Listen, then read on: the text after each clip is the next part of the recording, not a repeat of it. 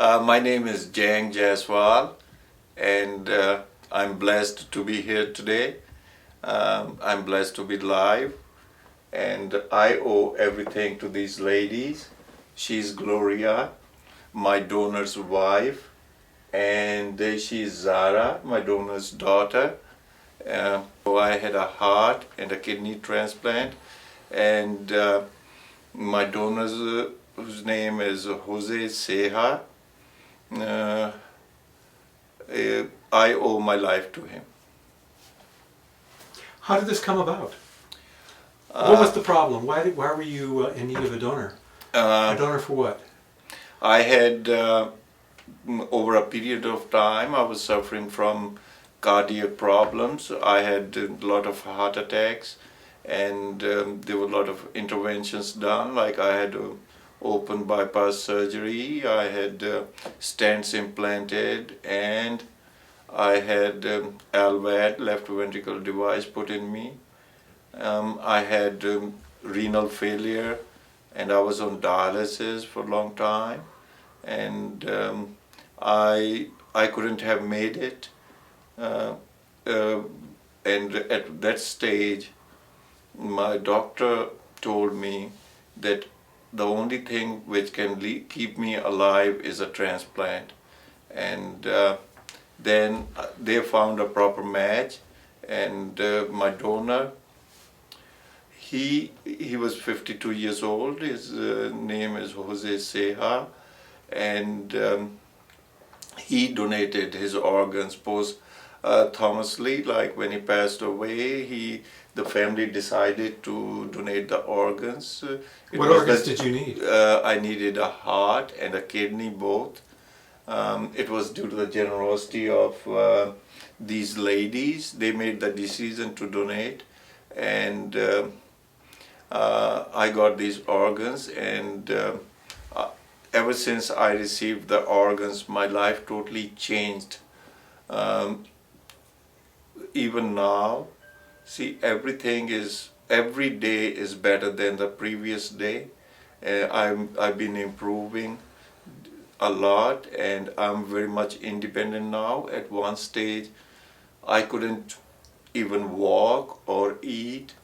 I was totally dependent on my help, and things have drastically changed now. Mm-hmm. How was the decision to donate made? It was, at that time, it was kind of hard to say yes, because we were going through such a hard time. But my father did say one day that if he had something that still worked to donate to help somebody out, so that's where the decision came, just to follow his dream. Was your father's passing sudden? Yes. He was fine.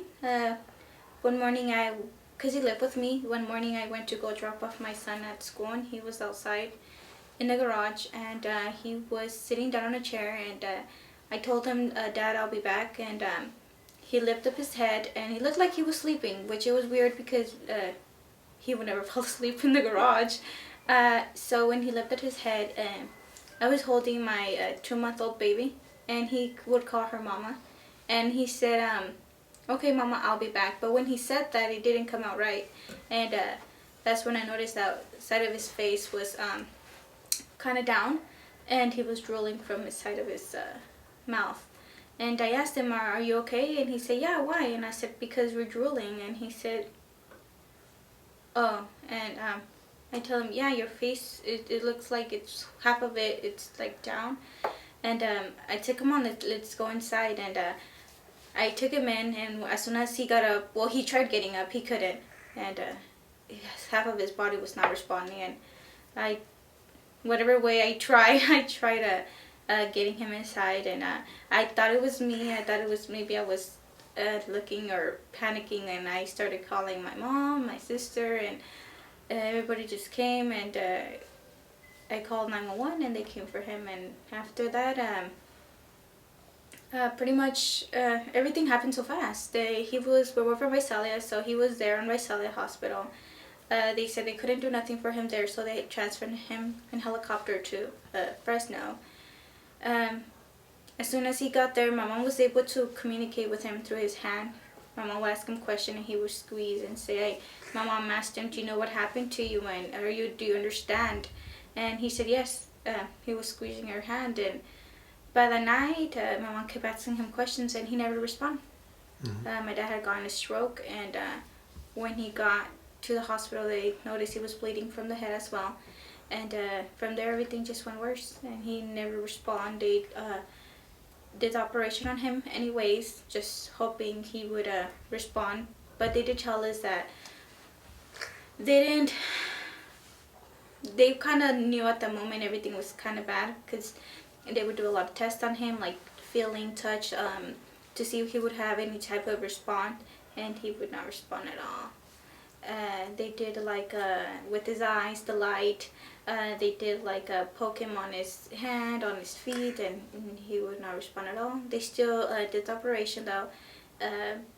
They said it went fine, but that once they were in there, they on the operation, they noticed that his nerves got damaged. That on the whole process of the whole operation, his brain shifted, so all his nerves from the back got messed up. So he wasn't gonna be able. They would had like a 30% chance that he would just open his eyes, that he had lost all his movements from his body. And from there, they just said, we're just gonna have to see in how everything goes. But he never responded at all. Everything just kept getting the same. At one time, we decided to disconnect him, let him go. But my grandma was in Mexico, so we had to wait for her. And you had to wait for her to arrive to come up? Yes, so she could say bye to him and pretty much all my family. Everybody's from LA, so everybody had to come here. And so we were waiting. It was, I think, like a 3-day process, just waiting there, hoping he would have any sort of response, but nothing. That morning, on the process of the whole disconnection, somebody from the organization of the donor network came in, and she said that if we had thought about donating. At the time, we said no, but then it's when it clicked, like, oh, this is what he had wanted. But it was so hard to want to do something like that, because you're talking about death, and you still have that hope that he will somehow open his eyes or talk. And so we said, we don't know yet, we're gonna wait. And so you were talking about making a donation when he was technically still alive? Correct. That must have been very difficult for you. Oh yes, it was, because for us, I think anybody, at the time you say yes, you're pretty much lost hope. And we felt like, am I giving up too soon? Am I killing him? Am I doing the right thing? Is somehow he's still listening, and what would he say? So it's kind of like I don't know, just kind of wait. Let's see how things follow. Right. I don't know if you want to say something. Yep. So how did you come to the decision to actually donate? What were the circumstances of that? Okay, we got home that day, and at the time when everything kind of got worse to that point, we all came together and we talked, and we said, first of all, my father was a really active person. He was really, really, always up and down. So how everything just kind of continued, and we saw that no hope. I prayed. I prayed a lot to God, and whoever was listening to me up there, that if somehow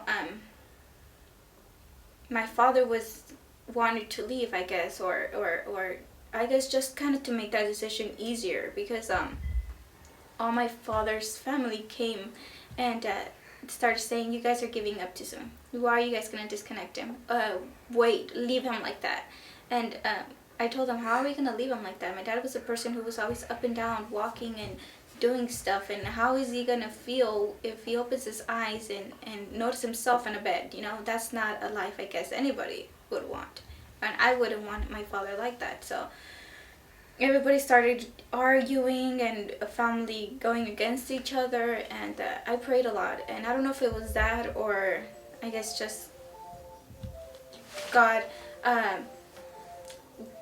point of view, I prayed a lot, and I said, if make this decision easier, just take it out of our hands, because if we did disconnect, everybody was gonna come and be more mad as it is. And one morning, that same morning where my grandmother arrived, I got a call at 7 in the morning, and for some reason I felt it, I knew it, and she said that they had pronounced him brain dead.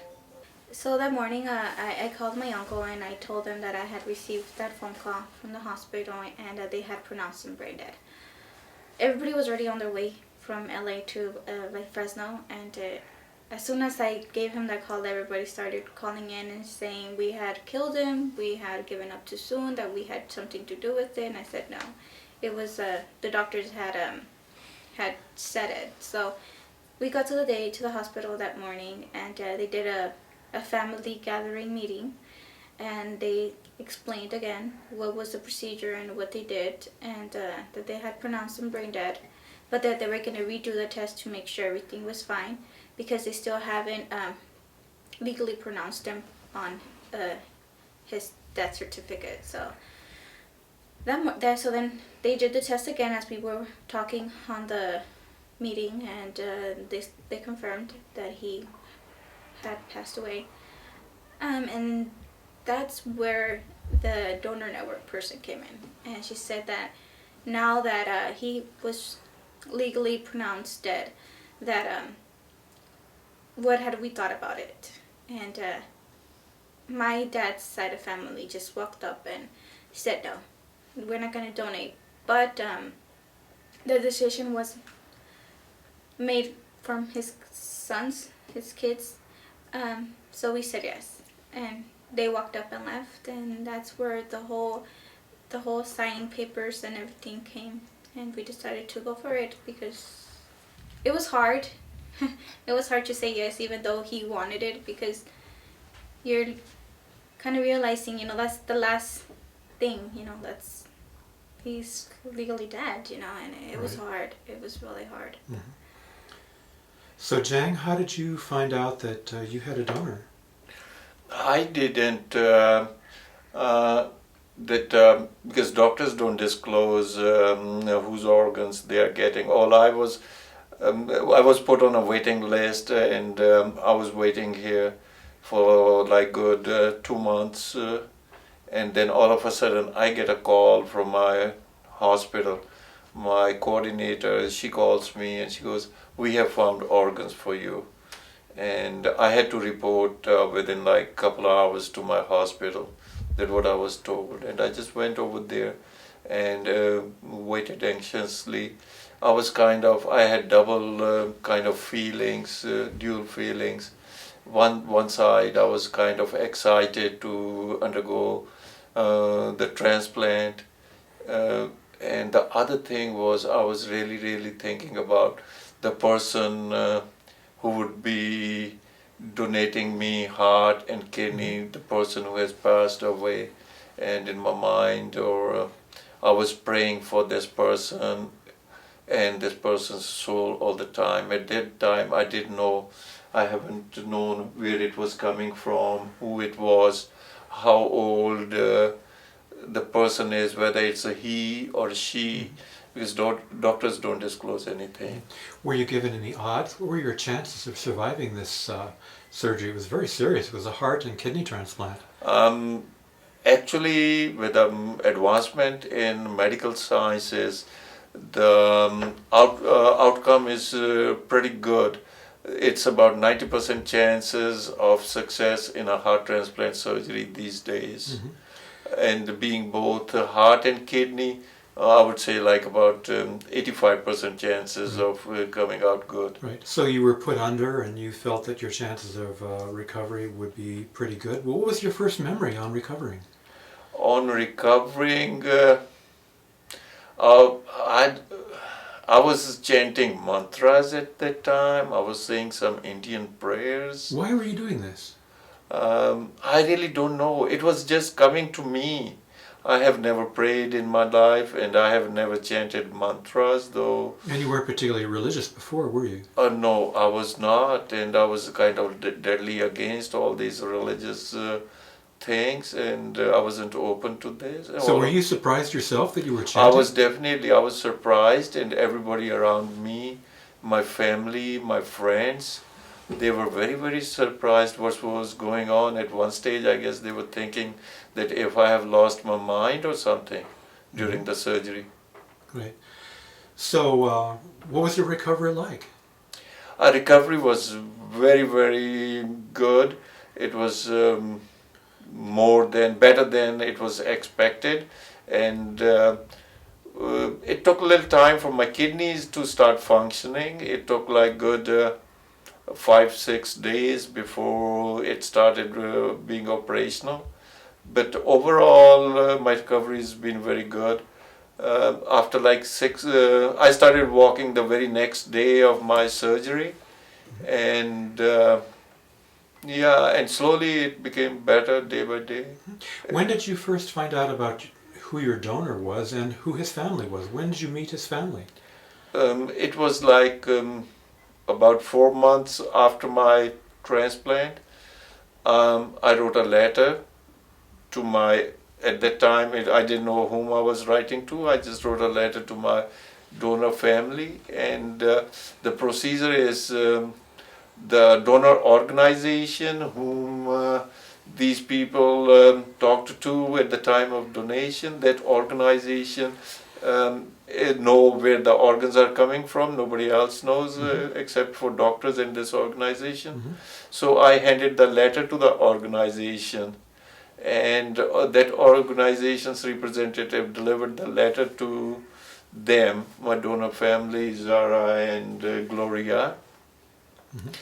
And then after like a few months, like 2-3 months, I get a letter back in which Zara had expressed to contact me, and it was very, very emotional kind of a letter. Even the letter I wrote, it was very hard for me to write to somebody. How you thank somebody for this kind of a gift, where their family member has passed away and they've given me the organs. Right. It was very hard kind of a thing for me to do. And it must have been very hard for Zara and for Gloria to write back to me. And once I received a letter from her, she had written her email address kind of a thing. I went on Facebook, I befriended her, and we were like texting each other on the Facebook. And then she asked me a question. She goes, do you feel any different after the transplant? And I know exactly what she was asking. And probably she was asking if I have picked any habits of her dad or something. That's what I thought. And then immediately I told her, I texted her, I said, okay, it's kind of a long question, let me call you. Could I call you? And she goes, okay, go ahead. And I just called her. It was very emotional talking to her. I talked to her like for about an hour at that stage. Yeah. So Zara, what was it like when you first talked to Jang on the phone? It was nervous, but good. I was hoping for that call for a long time, questioning ourselves, who he was, where he was from. So when he called, it just felt good relief when I heard his voice, to know that he was okay, that my father's death helped somebody else with the family, with kids, his wife, and helping somebody from going through the pain we were, and it felt good. Did you feel a connection with your father at that point? Actually, yes.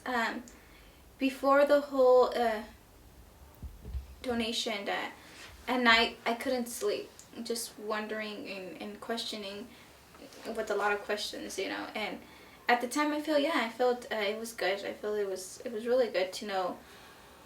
I think I don't know, for some reason I feel like he was okay with it, he was happy that we did what he asked for. Right.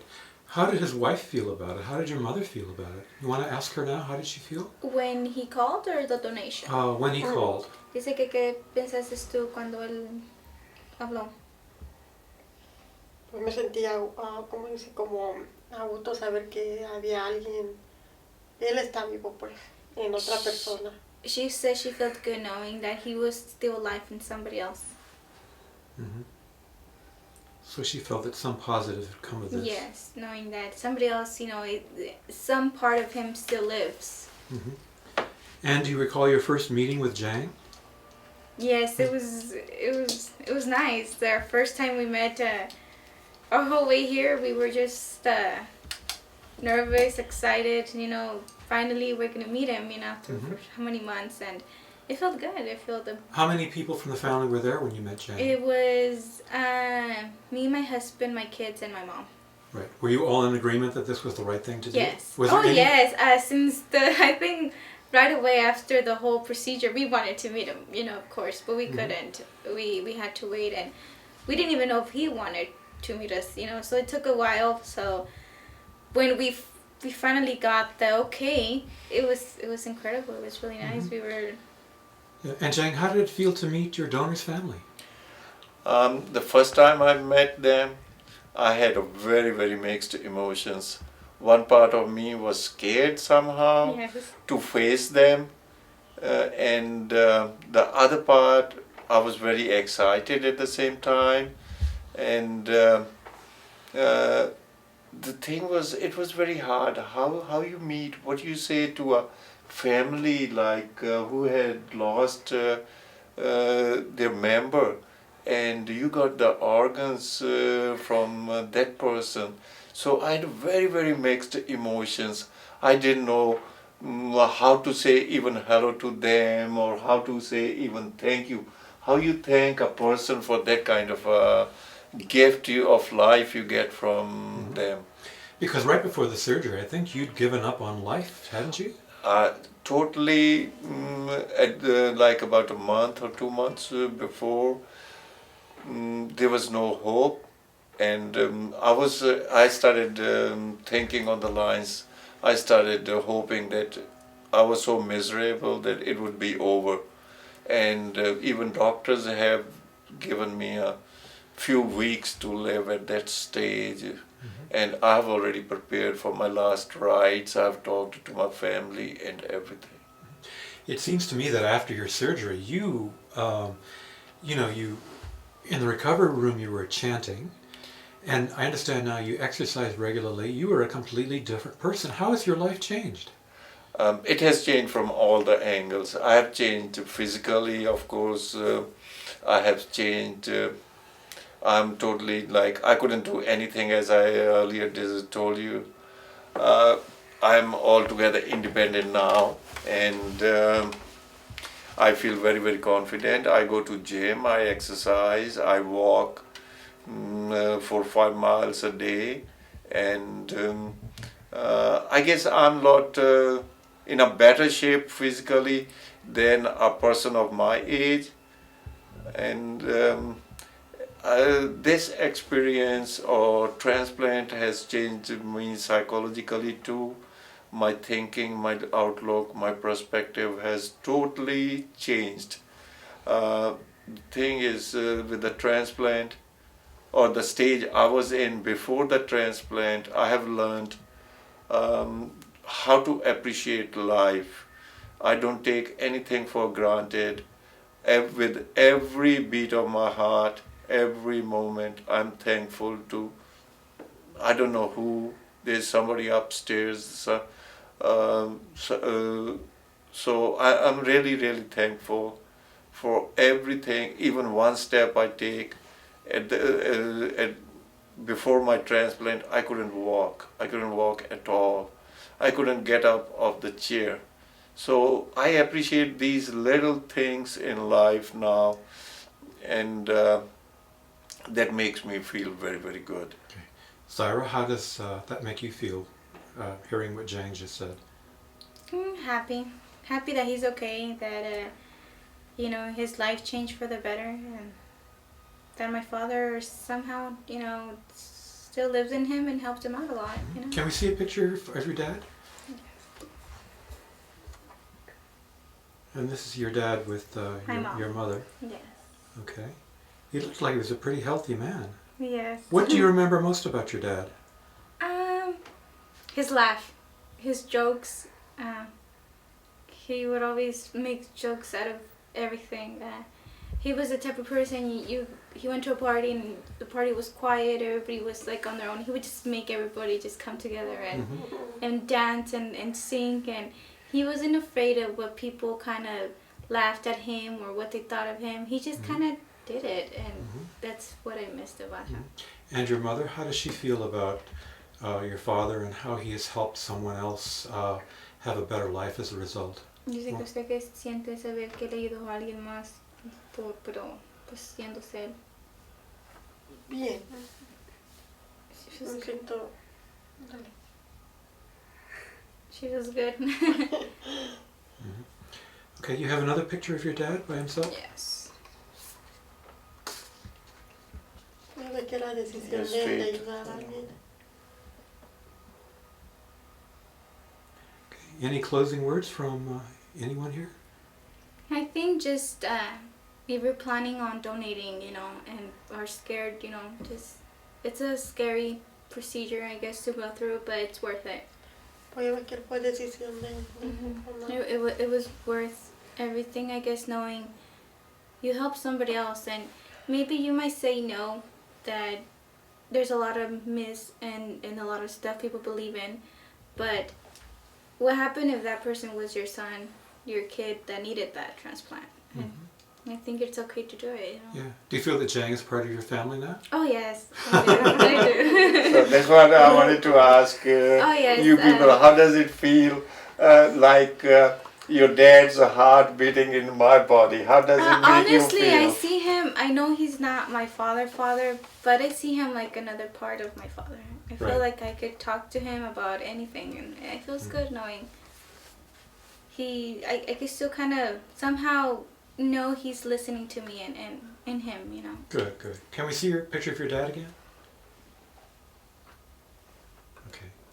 I'd like to thank all three of you so much for sharing your wonderful story here. It's been really inspirational. Let me give you guys a big hug. Que te voy a abrazo. No, pues. Now move over.